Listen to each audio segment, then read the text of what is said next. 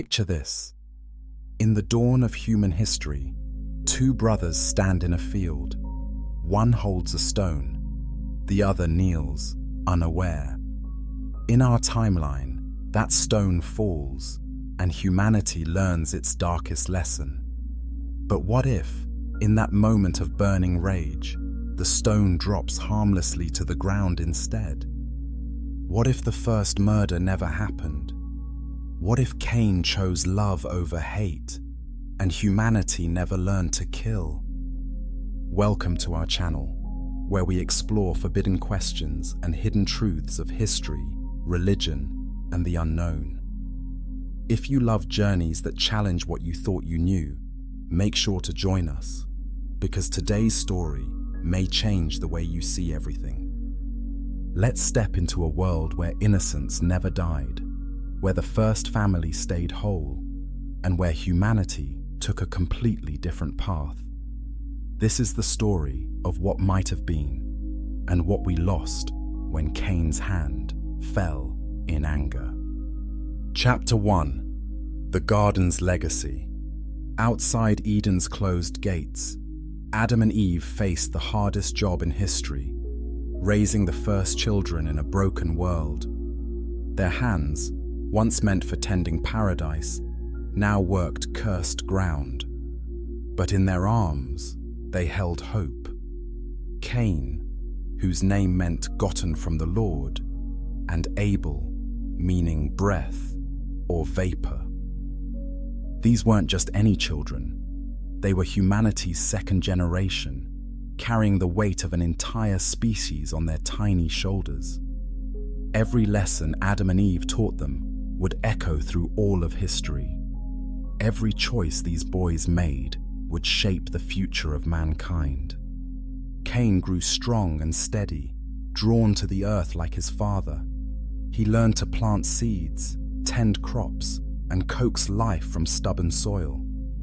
Abel followed a different calling, gentle with the sheep and lambs that would provide wool and milk. The brothers were different, but they were family.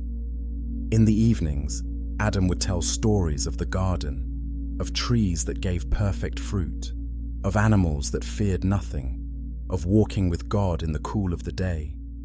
Eve would add her own memories, her voice soft with longing. Both brothers listened with wide eyes, dreaming of a paradise they'd never seen. But paradise felt very far away.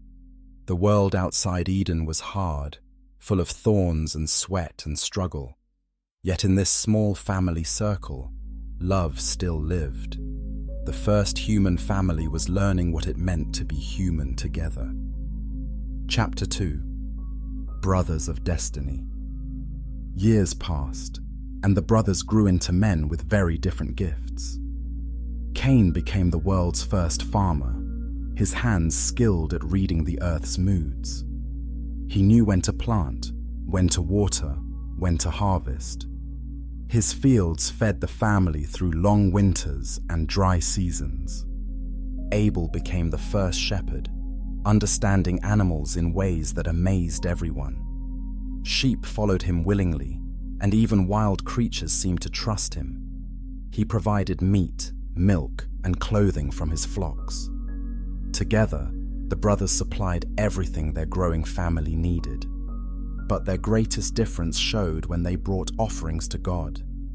This was humanity's first attempt at organized worship, at saying thank you to their Creator.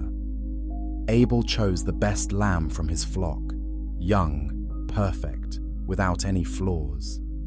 Cain brought vegetables and grain from his harvest, good food, but not his absolute best.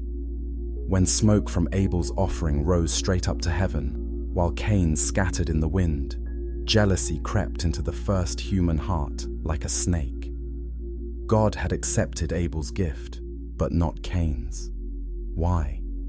What made his brother so special? What was wrong with the food he'd grown with his own sweat? The question burned in Cain's chest day and night. He watched Abel tend his sheep, and anger grew like weeds in his heart. God even warned him, "Sin is crouching at your door. wanting to control you. But you must rule over it. The stage was set for humanity's first great choice between love and hate. Chapter 3. The Moment of Choice. The sun hung low as Cain found Abel in the field where his brother's sheep grazed peacefully. Cain's heart pounded with rage and hurt. In his hand, he gripped a heavy stone. This was it, the moment that would define humanity's future forever. "Abel!" Cain called, his voice tight with emotion. His brother turned with that trusting smile that made everything worse. How could Abel be so happy when Cain felt so broken inside? How could his brother live in peace while Cain burned with questions and pain? But then, something happened that changed everything. As Cain raised the stone, Abel's face filled with concern instead of fear. "Brother, what's wrong?" Abel asked, stepping closer. "You look like you're carrying the weight of the world. Talk to me." In that moment, instead of seeing an enemy, Cain saw his little brother, the boy who used to follow him everywhere, who looked up to him, who trusted him completely. The stone felt impossibly heavy in his hand. What was he doing? This was Abel, who had never hurt anyone, who shared everything he had. The stone dropped from Cain's trembling fingers. Instead of violence, something else poured out. All the hurt, all the confusion, all the fear that he wasn't good enough.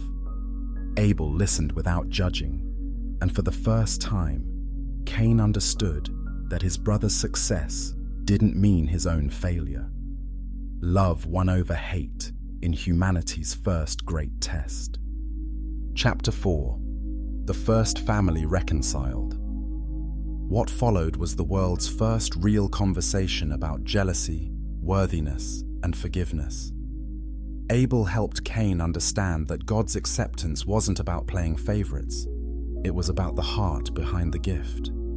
Cain's offering had been good, but it hadn't been his best, and it hadn't come from a place of genuine gratitude. Together, they went to their parents. Adam and Eve, seeing their sons working through conflict instead of destroying each other, felt something they hadn't experienced since leaving Eden: hope. Here was proof that even in a broken world, love could still win. Cain learned to give his best grain, his finest fruits, his most perfect vegetables. But more importantly, he learned to give them with a grateful heart instead of from obligation. Abel learned to support his brother instead of simply focusing on his own success. They discovered that they were stronger together than apart. The brothers developed the world's first conflict resolution system. When problems arose, they talked them through. When one felt left out or hurt, they addressed it immediately. When jealousy crept in, they faced it honestly. Their relationship became the template for all future human relationships. Adam and Eve watched in wonder as their sons pioneered concepts that would echo through all of human history: forgiveness, communication, cooperation, and the revolutionary idea that brothers could work through their differences without destroying each other. The first family had learned to stay whole. Chapter 5. A World Without Murder. Think about this. In our timeline, humans learned about killing before they learned about cities, before they learned about writing, before they learned about art. But in this world, the concept of one human ending another human's life simply didn't exist. It wasn't even imaginable. How would this change everything about human nature? Children grew up never hearing stories about people hurting each other on purpose. The worst thing anyone could imagine doing to another person was maybe hurting their feelings or being unfair. Physical violence existed. People still had accidents, got angry, even fought. But the idea of killing was as foreign as flying. Conflict still happened, but it had to be resolved in other ways. People learned to talk through their problems, to find compromise, to make peace. They developed incredible skills in understanding each other's feelings and needs. Emotional intelligence became humanity's greatest survival tool. The human mind developed along different paths. Instead of learning about revenge and retaliation, children learned about restoration and healing. Instead of fear dominating relationships, trust became the foundation of all human interaction. Instead of might making right, wisdom and fairness ruled. This wasn't a perfect world. People still made mistakes, still hurt each other's feelings, still struggled with greed and pride and selfishness. But without the ultimate violation of taking a life, humanity found other ways to grow, other ways to learn from pain, other ways to become strong. Chapter 6. The Brothers' Legacy. Cain and Abel didn't just reconcile, they revolutionized human civilization. Cain's farming knowledge combined with Abel's animal husbandry created the world's first sustainable agricultural system. They figured out how animal waste could fertilize crops, how rotating animals through fields could prevent soil exhaustion, how to preserve food for long journeys and harsh seasons. Their cooperation attracted other families. People came from far away to learn their methods and stayed to be part of their community. The world's first permanent settlement grew up around the brothers' farm, built on principles of sharing resources and supporting each other.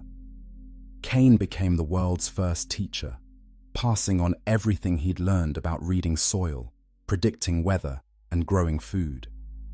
Abel became the first veterinarian, understanding animal health and breeding in ways that seemed almost magical to others. But their greatest innovation was showing that different skills could work together instead of competing. They established the first trade systems, not based on taking advantage of each other, but on everyone contributing their strengths for the benefit of all. The baker traded bread for the shepherd's milk. The toolmaker traded implements for the farmer's grain. Everyone had something valuable to offer. Their children grew up seeing cooperation as normal, seeing different talents as complementary rather than competitive.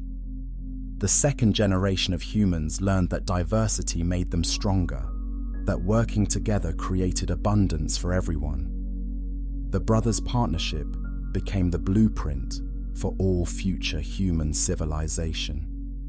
Chapter 7. Religion without blood. In our world, religion developed with sacrifice, blood, and death at its center. But in a world where killing never entered human consciousness, worship took on completely different meanings. The first religious ceremonies celebrated life, growth, and gratitude, instead of appeasing angry gods or asking forgiveness for violence.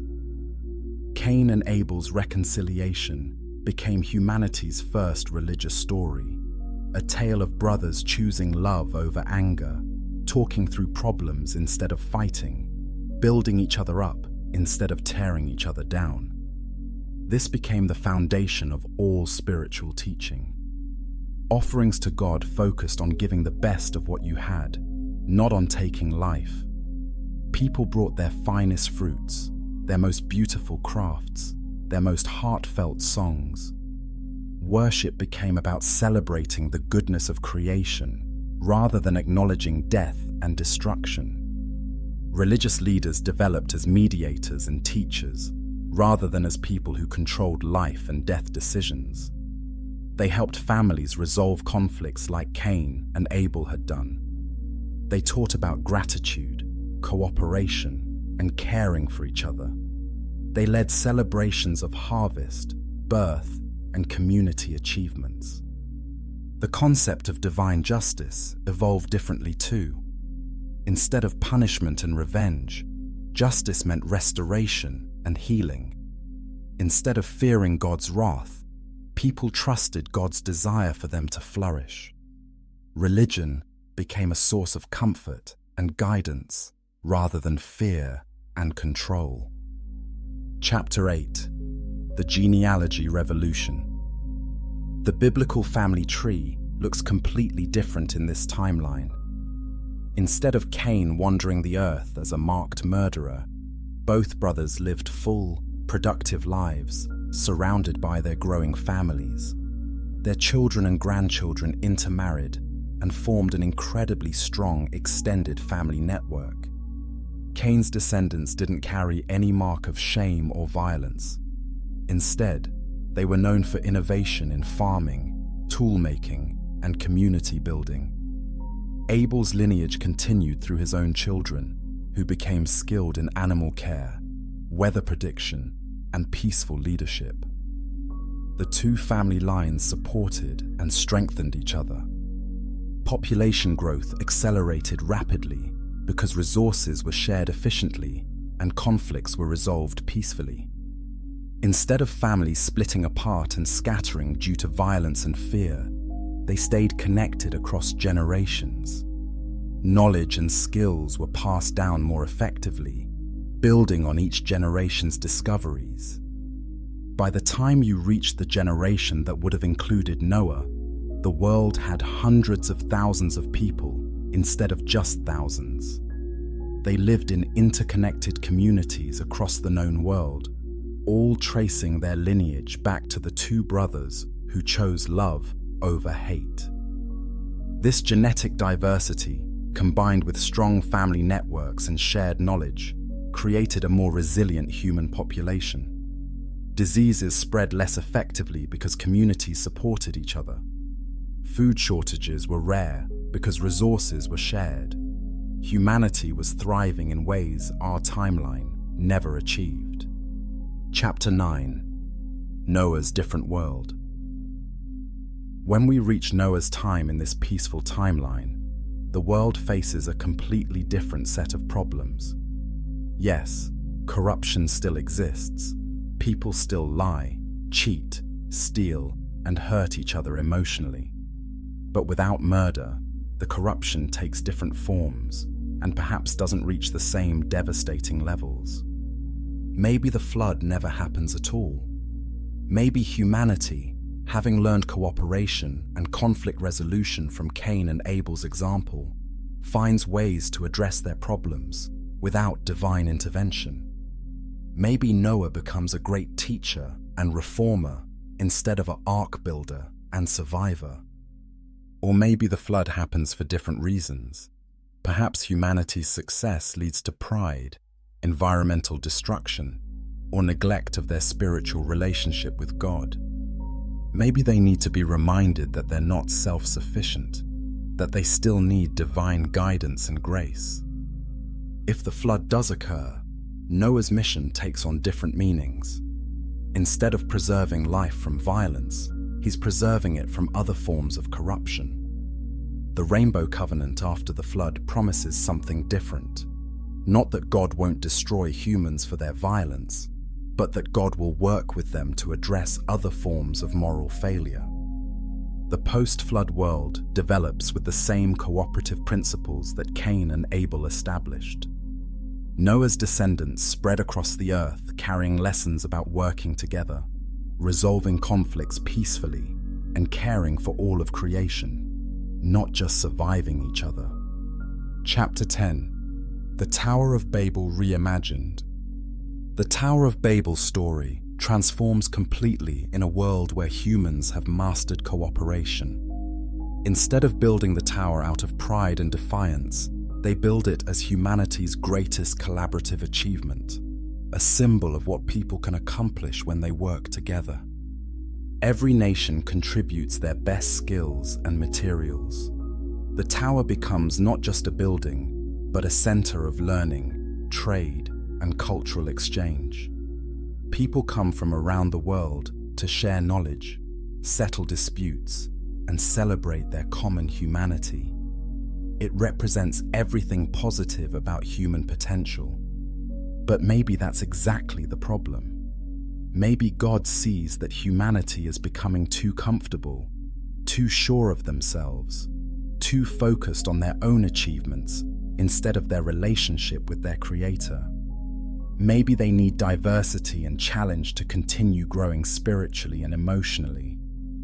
The confusion of languages happens not as punishment, but as a gift, forcing humans to develop new forms of communication, to face new challenges, to remember their dependence on each other and on God. The scattering becomes an opportunity for growth rather than a consequence of sin. As people spread across the earth speaking different languages, they carry with them the cooperative principles learned from Cain and Abel. Each new culture develops its own expressions of peaceful conflict resolution, resource sharing, and community building. Diversity strengthens humanity instead of dividing it. Chapter 11: The Abraham Paradox. Abraham's story becomes a puzzle in a world without killing. When God asks him to sacrifice Isaac, what does that even mean to people who have never seen death by human hands? The test takes on completely different theological significance. Maybe the test isn't about being willing to kill your child, but about trusting God with your most precious relationships. Maybe Abraham has to be willing to let Isaac go on a dangerous journey, or to dedicate him to religious service, or to accept that Isaac's calling might take him far from home. The ram in the thicket represents something different too, not a substitute for death, but God's provision for whatever Abraham and Isaac actually need. The covenant with Abraham promises that his descendants will bless all nations through peace and cooperation, rather than through conquest and dominance. Abraham becomes the father of faith, not because he was willing to kill for God, but because he trusted God's goodness, even when he couldn't understand God's requests. His descendants inherit this trust, this willingness to follow divine guidance, even when it leads them into unknown territory. The three great religions that trace their roots to Abraham develop along completely different theological lines. Judaism, Christianity, and Islam all emerge with cooperation, peace, and life-giving, rather than conquest, war, and sacrifice at their centers. Interfaith relations develop without the historical baggage of religious violence. Chapter 12: Moses and the Bloodless Exodus.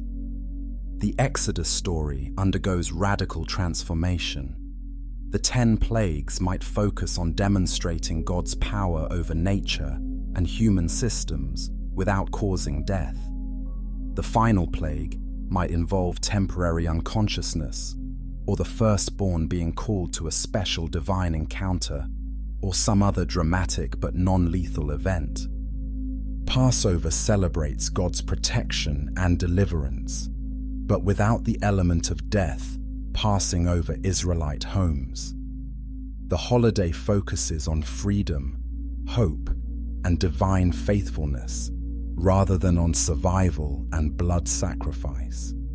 Families gather to remember how God brought them out of slavery into abundance. The conquest of Canaan happens through completely different means, maybe through peaceful settlement, superior technology, or divine intervention that causes hostile populations to relocate voluntarily. The Promised Land becomes a demonstration of how God's people can live in harmony with both divine law and neighboring cultures. Mosaic law develops without capital punishment. Justice focuses on restoration, compensation, and community healing rather than retribution. The legal system becomes a model for resolving disputes and rehabilitating offenders rather than eliminating threats to social order. The tabernacle, and later the temple center, on celebrating life and expressing gratitude rather than on blood sacrifice. Offerings involve the community's best products, most beautiful art, and most heartfelt worship. Religious ceremonies bring people together in joy rather than solemnity. Chapter 13: kings without conquest. David's rise to power follows a completely different path. Instead of proving himself as a warrior who defeats enemies, he demonstrates leadership through wisdom, diplomacy, and his ability to unite different tribes peacefully. His conflict with Goliath becomes a battle of ideas or a contest of skills rather than a fight to the death. David's psalms focus on different themes, celebrating God's creation, expressing gratitude for community and family, working through conflicts with neighbors and rivals through prayer and reflection. His poetry becomes humanity's handbook for processing emotions and relationships in healthy ways. Solomon's wisdom gets tested through different dilemmas. Instead of determining the real mother of a baby by threatening to cut the child in half, he resolves disputes through understanding human nature, creating fair systems, and building consensus among competing parties. The temple Solomon builds becomes the ancient world's greatest center of learning, diplomacy, and cultural exchange. Leaders from around the world come not to negotiate military alliances, but to study governance, agriculture, arts, and philosophy. Israel becomes famous for wisdom and innovation rather than military might. International relations develop through trade, intermarriage, and cultural exchange, rather than through conquest and subjugation. Different kingdoms specialize in different strengths and support each other's development.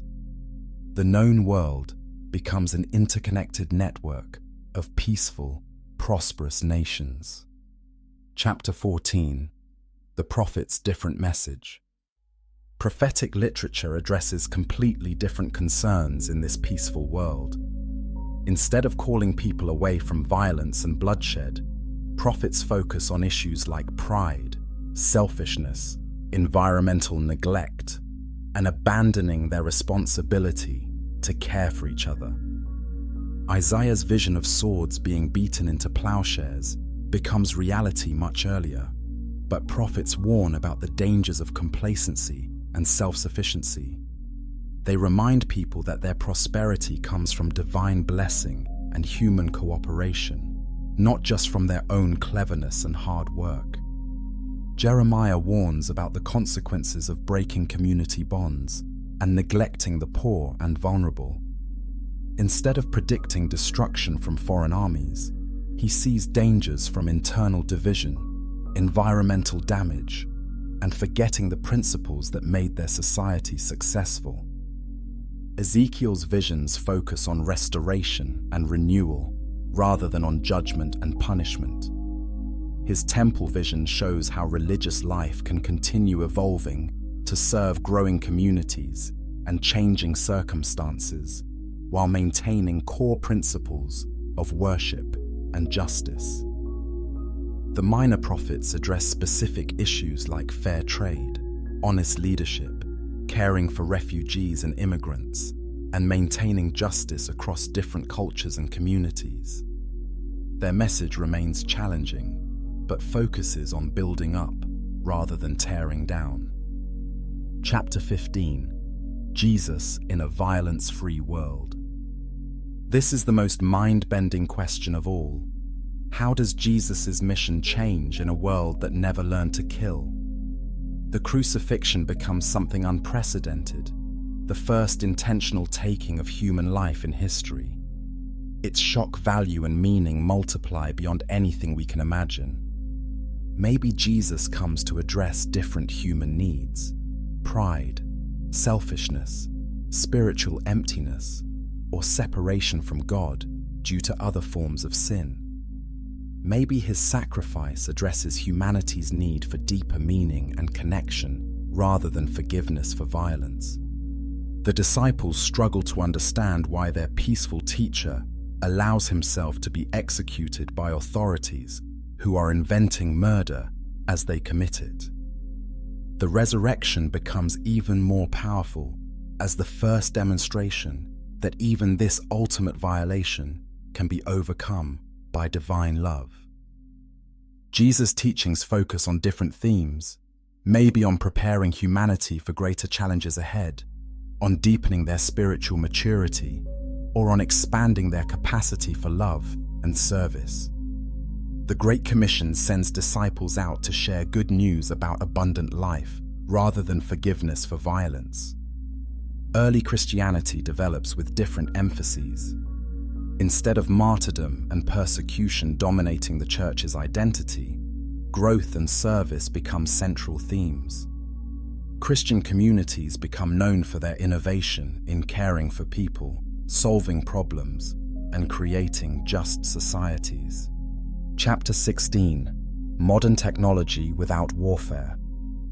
Imagine how differently human technology might have developed without military needs driving innovation. Instead of developing metallurgy for weapons, humans focus on tools for farming, building, and creating art. Instead of inventing gunpowder for cannons, they discover explosives for mining and construction. Medical knowledge develops along completely different lines. Without trauma surgery needed for battle wounds, doctors focus on nutrition, disease prevention, and helping people live longer, healthier lives. Mental health understanding advances faster because conflict resolution and emotional intelligence are humanity's core survival skills. Transportation evolves for trade and exploration rather than troop movement. Ships become mobile communities for long-distance travel and cultural exchange. Roads connect markets and universities rather than military outposts. Aviation develops for communication and cargo rather than bombing and reconnaissance. Communication technology advances to support cooperation across distances.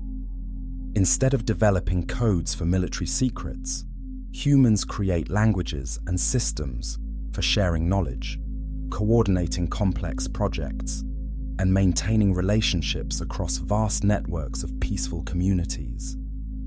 By the modern era, human technology is centuries ahead in some areas: environmental harmony, sustainable energy, space exploration, but might lag in others.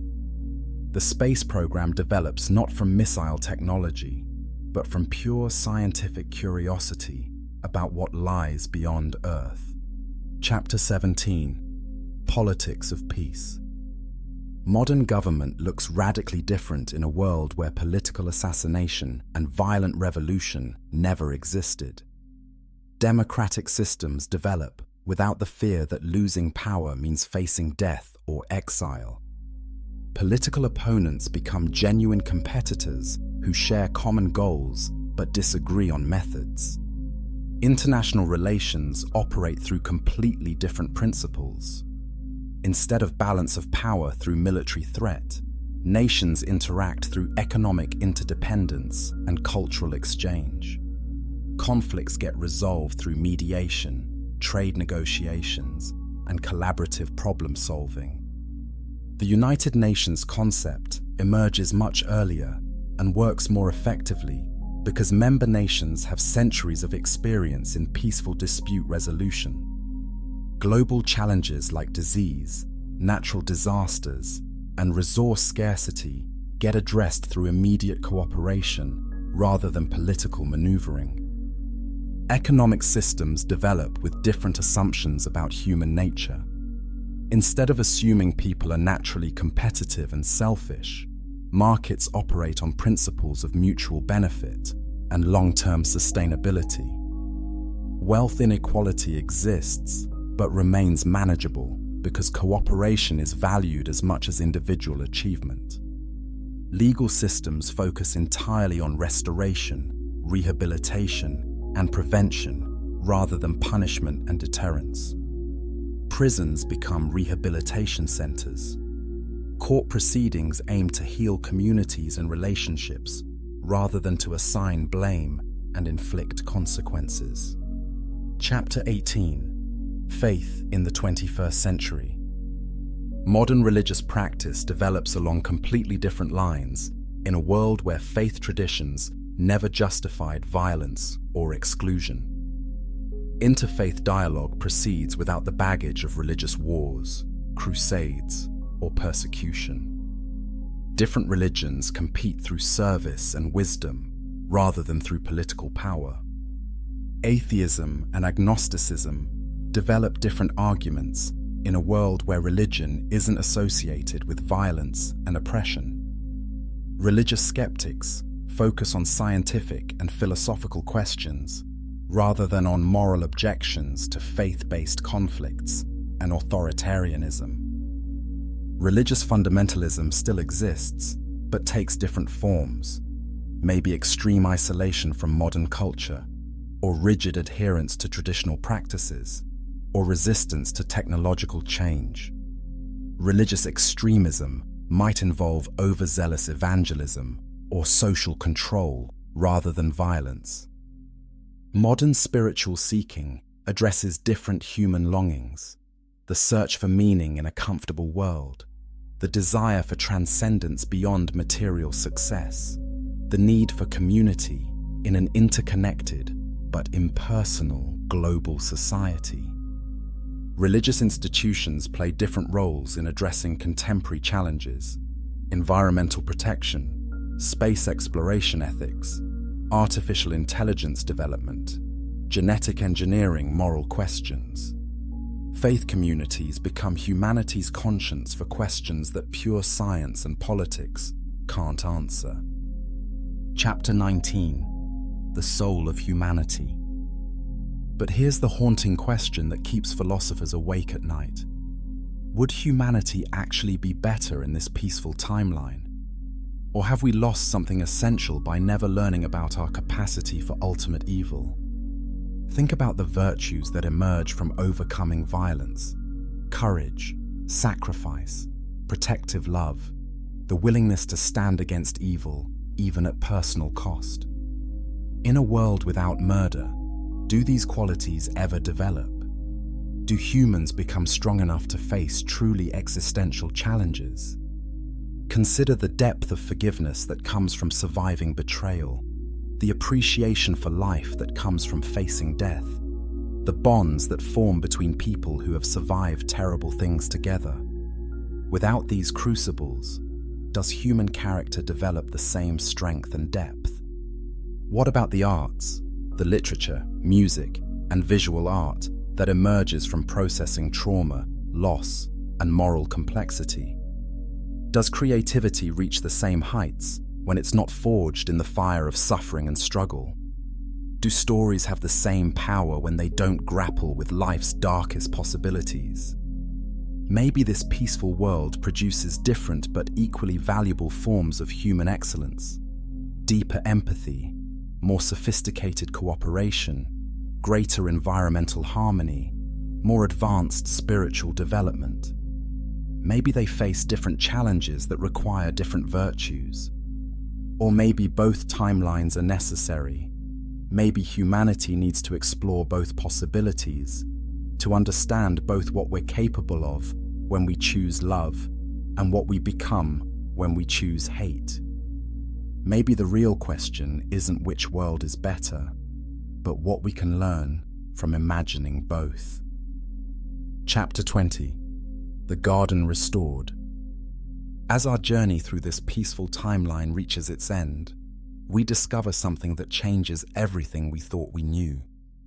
This world without murder, this humanity that chose cooperation over competition, love over hate, it's been slowly, steadily working its way back to something that looks remarkably like Eden. The environmental harmony, the social cooperation, the spiritual maturity, the technological wisdom, all of it has been leading toward the restoration of paradise on Earth.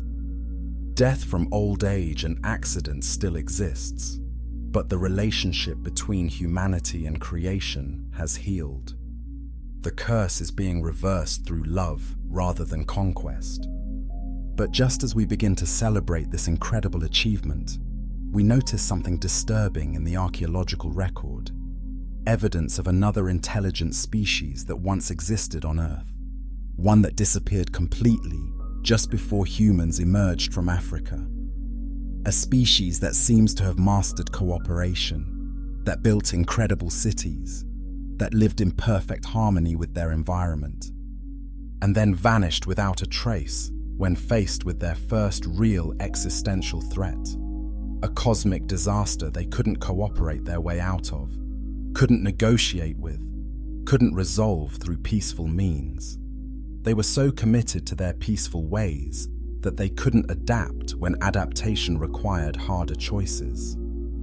As we look up at the night sky, modern astronomers in this peaceful timeline have detected something approaching Earth, something that will require not just cooperation and love, but also sacrifice, struggle, and perhaps even the willingness to fight for survival itself.